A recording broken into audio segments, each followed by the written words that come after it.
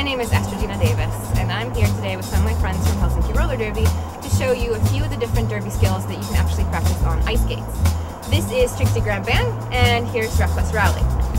Now, we live in a country where we really can't skate outdoors for several months out of the year, so we've resorted to skating on the ice in order to keep our skills up.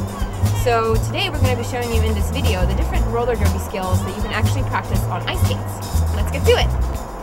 First of all, I highly recommend that you wear knee pads. Yep, you're going to look really funny compared to the other skaters on the ice. However, if you're anything like me and you've built all this muscle memory through roller derby to fall on your knees as soon as you lose balance, you're going to be really thankful that you wore knee pads.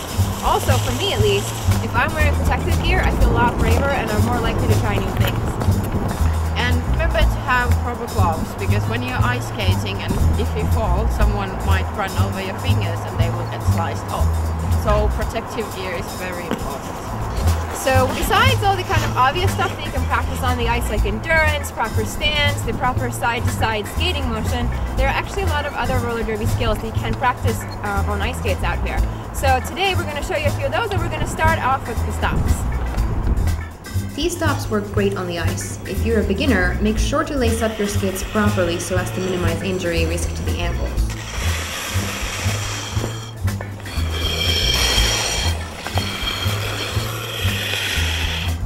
Plow stops can be a really effective way to slow down, both on roller skates and on ice skates. Figure skates have teeth at the front, so you can easily get good at turning toe stops.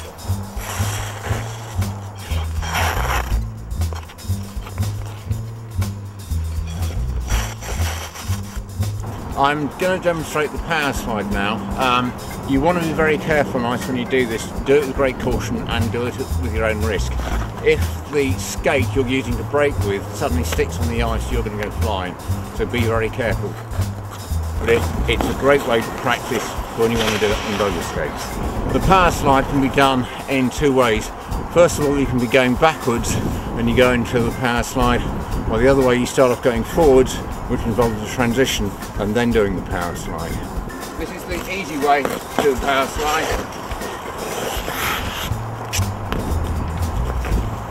And the other way is when you're going forwards to start off with.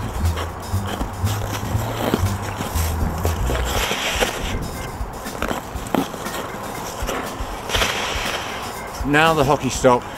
I still do them as roller skaters do them, not as ice skaters do them. But they're still a very effective way to stop.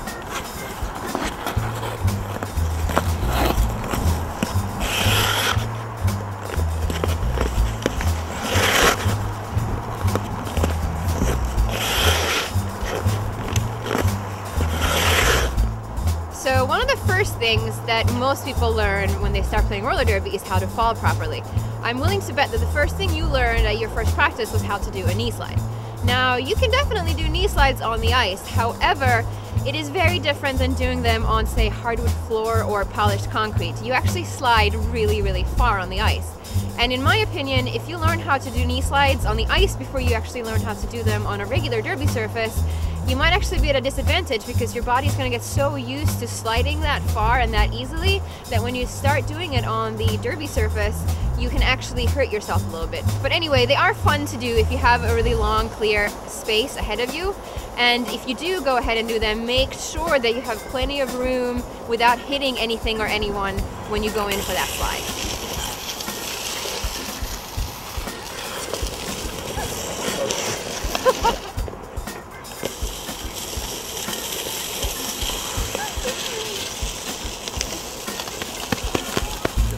What's great to practice on the ice is your balance. Being able to stay up and skate on just one foot is a key skill to have in roller derby. Crossovers are the most basic skill that you need to play roller derby, and although it feels a bit different on ice skates, it's absolutely a good skill to practice on the ice.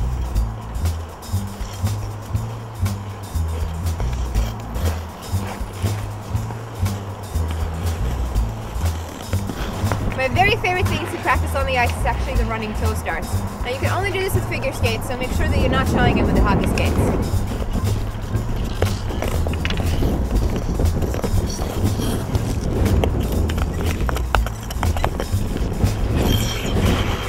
Agility is something else that you really need to practice in order to become a skilled roller derby player. So we're going to demonstrate for you now a few agility skills that you can practice on the ice.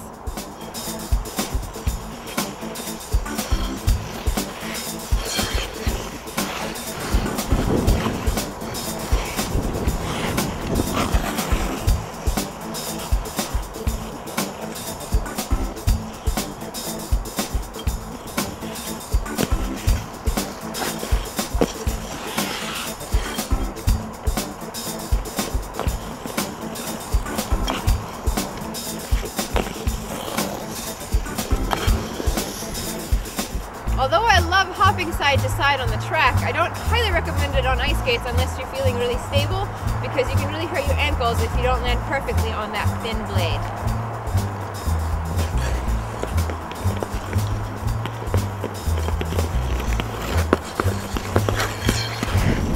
Backward skating is great to practice on the ice, and if you're a beginner, get a partner to hold your hands to help you stay stable.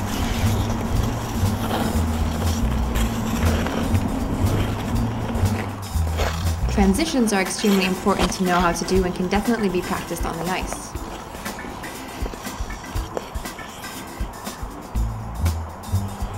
Finally, here are a couple of fun roller derby exercises that you can do with your partner. Hip whips are the most basic roller derby assists, and once you feel comfortable on your ice skates, that's something you can practice with a friend.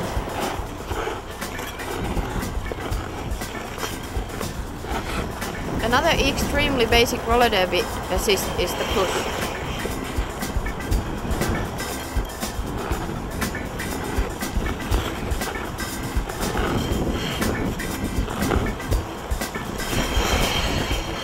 Try pushing your partner for several laps for a good workout.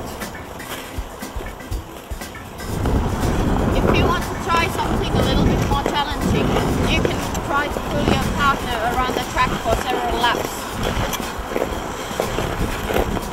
So in the end, whether you're a seasoned skater looking for some cross training or a brand new skater looking to get better before the tryouts, strapping on some ice skates can be a really good idea if you want to get some extra practice time in.